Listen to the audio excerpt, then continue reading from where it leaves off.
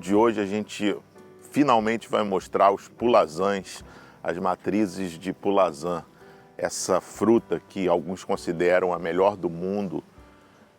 Comparada à lichia, por exemplo, que é uma parente próxima, ela é muito melhor. Comparada também ao rambutã, ela é muito melhor também. E nós vamos mostrar aqui nesse vídeo os frutos, a degustação, e vamos falar do desafio que foi cultivar essa planta aqui no sítio. Eu considero ela uma das frutíferas mais difíceis de serem cultivadas, pelas exigências e pela sensibilidade dela.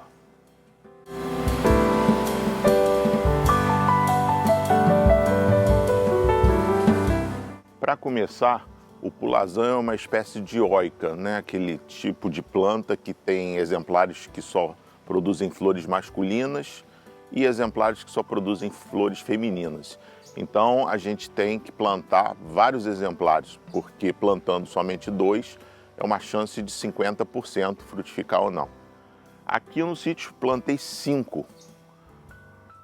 Esses exemplares que estão aqui, para poder maximizar, e acabaram que saíram 3 exemplares masculinos e apenas 2 femininos. Uma outra dificuldade do pulazã é que é uma planta extremamente sensível ao vento, sobretudo ao vento. Mais do que ao clima, ela até suporta temperaturas relativamente baixas, não muito, mas na casa de 5 a 8 Celsius ela suporta tranquilamente. Mas o que ela não suporta é vento, desidratação das folhas, principalmente na fase juvenil. Então, o que a gente criou? Mecanismos, estratégias para minimizar isso aí. Vocês devem se lembrar que esse canteiro aqui é onde fica a coleção de artocarpos. Por exemplo, é um pingã, que é o Artocarpus sarauaquensis. Logo ali um marangue, que é o Artocarpus odoratíssimos. Mais adiante um pouquinho a gente também tem as longanas de Fígio. São árvores grandes e que têm bastante folhagem, então elas criam uma espécie de barreira tanto ao vento quanto ao excesso de sol. O pulazã é essencialmente uma planta de florestas na Indonésia, então ele está adaptado a esse tipo de condição. Uma outra questão é que na Indonésia não existem extremos de calor que desidratam a planta. E esse é um dos desafios aqui no sítio, né? Aqui no Rio de Janeiro a gente tem verões ocasionalmente extremamente quentes, cuja temperatura atinge mais de 40 Celsius ou próximo a isso, como foi o caso desse ano. E o pulazã, inclusive, sofreu bastante por causa disso. A outra dificuldade é que o pulazã, para ele poder suportar determinadas condições, como por exemplo o calor, eu acabei de falar, ou um vento eventual, que mesmo com essa proteção de árvores possa ocorrer, ele não pode ser plantado muito pequeno aqui no campo. Então o que a gente faz? A gente cresceu desde muda pequenininha, né, de tubete, eram sementes inicialmente, depois transformamos em tubetes, fomos passando paulatinamente para vasos maiores, até atingir uma altura de 2 metros ou próximo a isso. E mesmo assim, a planta foi protegida. Eles estão florescendo agora. Esse aqui é o exemplar mais produtivo. Ele já está cheio de flores, ó. Vamos pegar aqui algumas imagens. Como eu falei, ele é um exemplar feminino. E logo ao lado dele, nós temos um exemplar masculino, que também está com flores. Não sei se a câmera vai pegar, mas aqui ó, dá para ver perfeitamente os estames, né? São estruturas de flores masculinas.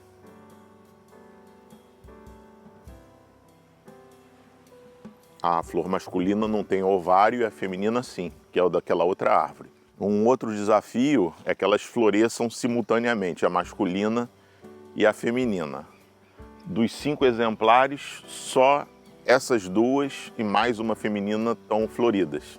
Bom, agora eu vou mostrar para vocês o porte que a gente utilizou para plantar esses 5 pulazãs no campo. Então essa aqui é uma outra área do sítio que a gente dedicou exclusivamente para o pulazã negro, pulazã gigante preto, que é também chamado de cibabate, que na minha opinião é o melhor pulazã de todos, pelo tamanho, ele tem mais quantidade de polpa.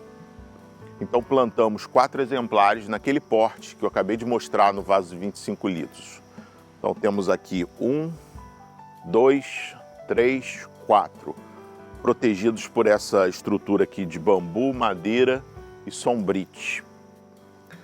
No solo a gente tem uma proteção de mulching, né, de matéria vegetal seca, né, que promove principalmente a manutenção do solo em condições úmidas, condições de florestas, mesmo quando você tiver dias muito quentes de verão. Claro, você vai fazer uma irrigação, vai regar as plantas suplementarmente. E para que o sombrite?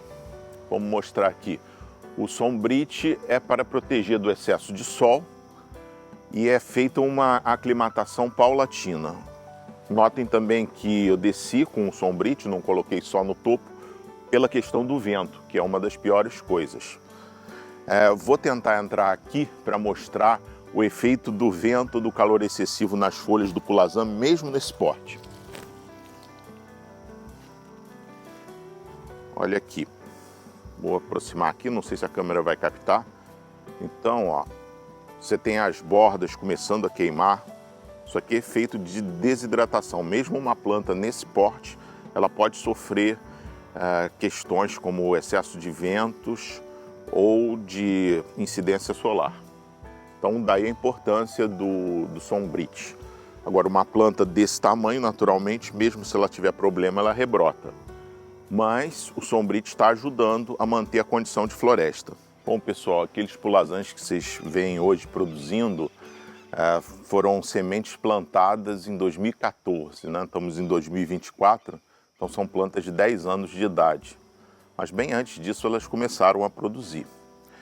Estou com 2 mudas aqui, que são filhas daquele pulazã ali, que é o pulazã, uma cultivar que se chama Vitis. É uma cultivar de casca vermelha. A gente tinha mudinhas desse tamanho, são mudas que você não pode plantar de forma alguma no campo, porque mesmo com proteção de sombrite, ela vai ter um problema sempre com o vento, com o sol. E uma vez que uma muda desse tamanho perca as folhas, ou menos que isso, até comece a queimar as bordas, que é o primeiro sintoma de desidratação devido ao vento ou excesso de sol, ela nunca mais se recupera. Uma planta adulta, se isso acontecer, ela rebrota. Então aqui ao lado nós temos 2 mudas já grandes de pulazã, no ponto que eu considero ok para ser introduzido no campo. Essas daqui foram plantadas no final de 2019, então tem um pouco menos de 4 anos, tem 3 anos e meio. É o ponto ideal que eu considero para plantar no campo. Qual o segredo de cultivo? Cultivar a planta sempre num ambiente muito úmido. Aqui eu cultivo desde esse tamanho até este, num sombrite de 70%, 80% e depois diminuo para 50% de sombra. E bastante protegido lateralmente também para a questão do vento, não só a questão do sol, e bastante umidade, irrigação constante, principalmente na parte das folhas. Bom, a nossa produção de pulazã aqui no sítio ainda é pequena, consequentemente é de mudas também. E o que acontece é que a gente costuma anunciar nas redes sociais, tanto no Facebook quanto no Instagram. No YouTube não é uma coisa tão dinâmica, então no YouTube são mais programas mostrando, falando sobre as espécies. Mas nas redes sociais a gente fala quando a gente tem mudas de pulazã disponíveis. E elas não duram mais que 15 dias, no máximo 3 semanas. É uma muda ainda bastante incomum no Brasil, difícil de conseguir, difícil de produzir. São poucos as árvores de pulazã que já frutificam no Brasil. Então, quando a gente lança, a gente avisa em nossas redes sociais e quem chegar primeiro, leva. Claro que a gente divide entre o maior número de clientes possível, né? Para poder perpetuar essa fruta que muitos consideram, com justiça, uma das melhores do mundo. Vou pegar um fruto para vocês perceberem a diferença em relação ao rambutã. O rambutã tem cabelos, tem pelos longos e as protuberâncias do pulazã são regulares. Lembra um pouco as protuberâncias que tem na superfície de uma jaca, né? Muito embora a família botânica seja completamente outra. Esse aqui é parente da lichia, é parente da longana e do rambutã, porque ele é mais aparentado. Entre as brasileiras a gente lembra, por exemplo, da pitomba, né? Mas o pulazã é uma fruta à parte bem diferente. O nome que se aplica na Indonésia para o pulazã, lembrando que é uma planta, uma espécie originária do Sudeste Asiático, é cibabat. Cibabat em indonésio quer dizer dobradinha, né? O intestino do boi, né? Que tem em sua parte interna essa estrutura aproximada, né? Lembra essa estrutura. Já o nome pulazã vem do malaio e pulazã vem de dobrar, virar, rasgar, que é como se abre o fruto, rasgando, pegando aqui em uma das extremidades, depois na outra e torcendo. Aí a parte comestível é essa polpa aqui, que envolve uma semente. Ela é bem clarinha, translúcida, ela é bem suculenta, né? Tem bastante caldo. E em comparação com o rambutã, ela é muito mais molhada, muito mais úmida, suculenta. Tem um sabor complexo, enquanto do rambutã eu classificaria como um sabor doce apenas. Já o pulazã, ele tem bastante doce, tem um pouquinho de acidez e até um levíssimo amargor, como a lichia. Lichia também é uma sapindaça de sabor complexo, né? Predominantemente doce, a lichia com um pouquinho de acidez e um pouquinho de amargor. O pulazã também da mesma forma. Então, fazer a degustação aqui.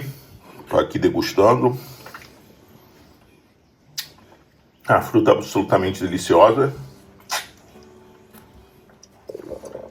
Estou terminando de retirar a polpa da semente. Ainda tem um pouquinho. Uma fruta tão boa, a gente retira até o último fragmento. E aí está, ó. Semente limpinha. Ela é pequena em relação à polpa, né? Então tá aí o fruto do pulazã.